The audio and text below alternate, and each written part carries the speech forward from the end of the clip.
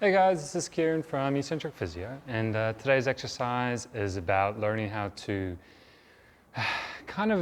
eccentric exercise to learn how to build tension through your abdomen while also using your arms.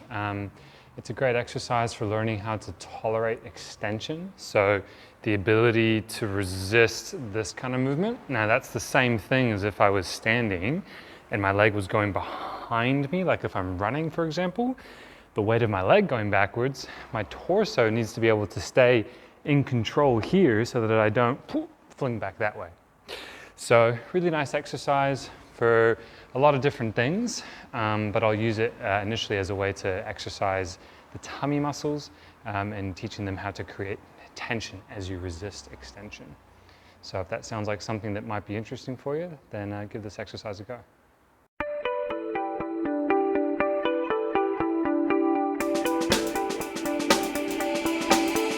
So there's a few little cues we need to think about initially.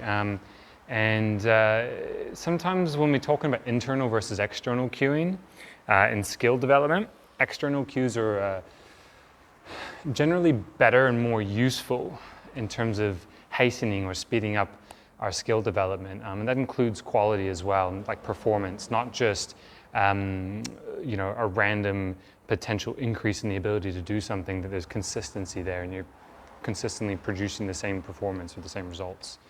The difference is that internal cueing, you're focusing on maybe body parts or internally focusing, whereas external cueing is where we're starting to focus maybe more on our environment.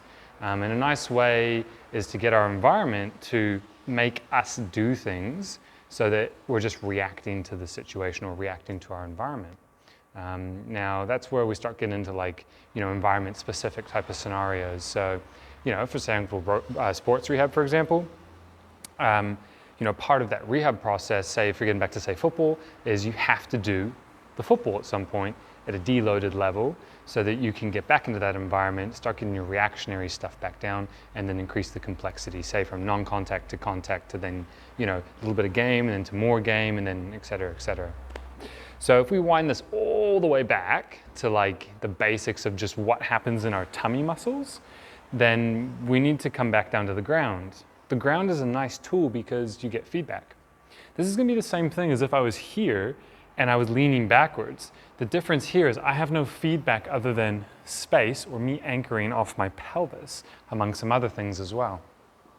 Whereas when I'm on the ground, I can get some feedback and start to just learn a little bit. Now, internal cueing to a degree still has benefit. We just may not see the same performance increases, but a lot of these, to my knowledge, a lot of these studies have been done on more, not necessarily compound movements, but integrative movements. For example, practicing throw-ins in soccer.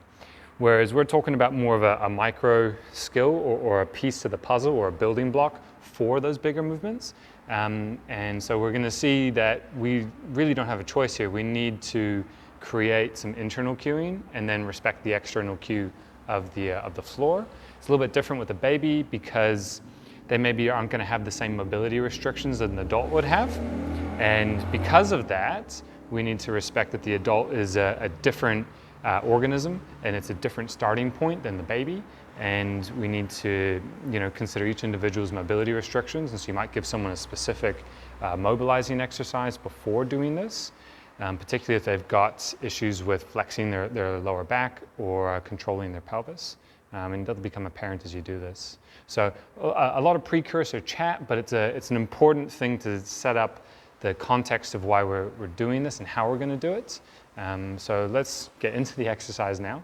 And I'll show you a few things to think about internally first, okay? Now, I'm gonna do it, and then we're gonna walk through what I was doing, okay?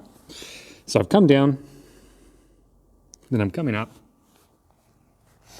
and then I'm hanging out here, okay? So what have I done as I've built up? Now, I've been able to do that much quicker because I've developed a lot of the precursor skills and I can multitask with all the different things that are just happening now. It's a learned pattern. What I need to do to begin with, we're trying to avoid a hyperlordosis or a hyperextension at particular lumbar segments. So that's this lower back area. That's where most of our bending back flexibility comes from in the spine. The thoracic spine doesn't have as much just because of the shapes of the vertebrae and the spinous processes. And then the cervical spine can do a lot, but there's not a lot of contribution here unless I'm going to be looking forward. So we're looking at more of the lumbar spine. So we need to create an anti-movement to that. And what that is posterior pelvic tilt. And what that means is I'm going to tuck my pelvis under this way, which means I'm creating a space underneath my tummy. It doesn't mean that the tummy has to not touch the ground. You're just trying to pull the tummy away from the ground, but I'm not sucking in. I'm creating this rotation. So you might put a towel under here and ask yourself, can I pull away from the towel a bit? You'll still touch the towel, but can you pull away from the towel? Now the hard part here is, can you do this without your hamstrings or your glutes engaged? Can I make the tummy do all the work? That's the crux of this exercise initially for most people. So when they do this, they'll tuck, they'll do this rotation, and then their glutes will just be 100% on, or their hamstrings will be 100% on. They'll be creating tension in here. So can you learn over time to do this with just the tummy, okay?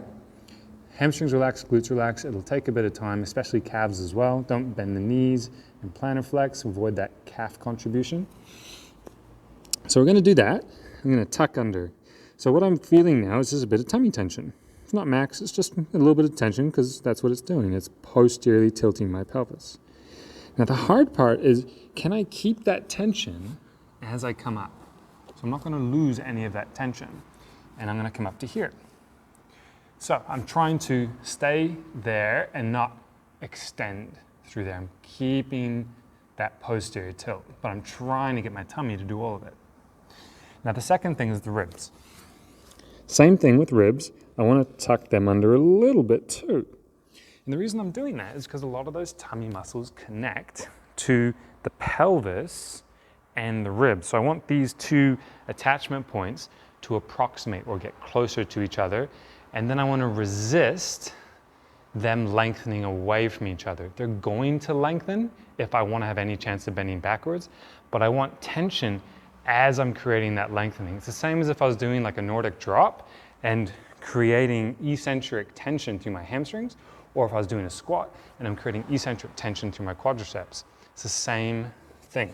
So if I come back to here, two things now. Gonna tuck the pelvis under a little bit. I'm gonna tuck my ribs under a little bit. What's gonna help me tuck my ribs under a little bit is by pushing my elbows into the ground. So I've done all that, and now I'm gonna start pushing through my elbows to lift myself up, keeping the tension in the tummy. And as I feel confident that I can keep some tension, not max, right? I'm still talking, I'm still breathing. It's not like I'm going through a maximal effort here. And then I come up, and then I hold, and then I'm going to hang out here for a bit until I feel like I'm shaking, okay? Once you feel like you can do this exercise, then we're gonna move on to our Superman exercise. We've labeled that one as straightforward lower back strength.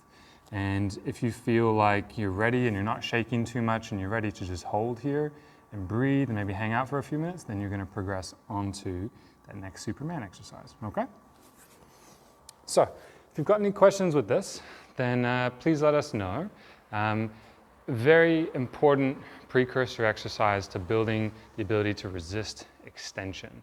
And if you can get this capacity down, it's gonna have a big carryover into the ability to just on and off certain tension when you need it.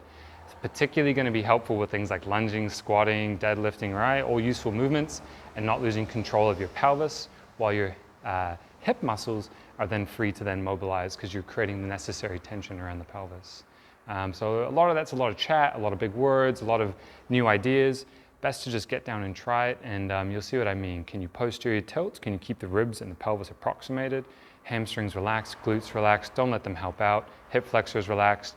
And then as you come up into extension, can you maintain some of that tension, keep breathing, and keep that protraction through the elbows. Don't sink back down into here. Be nice and tall, push the earth away from you. And over time, these things will be learned and become subconscious, and they won't be as internal, and you'll start reacting to your environment.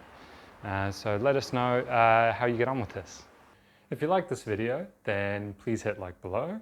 Otherwise, to check out more of our content in the future, you can subscribe to our channel by clicking our logo over here. And to check out our latest video, click up here.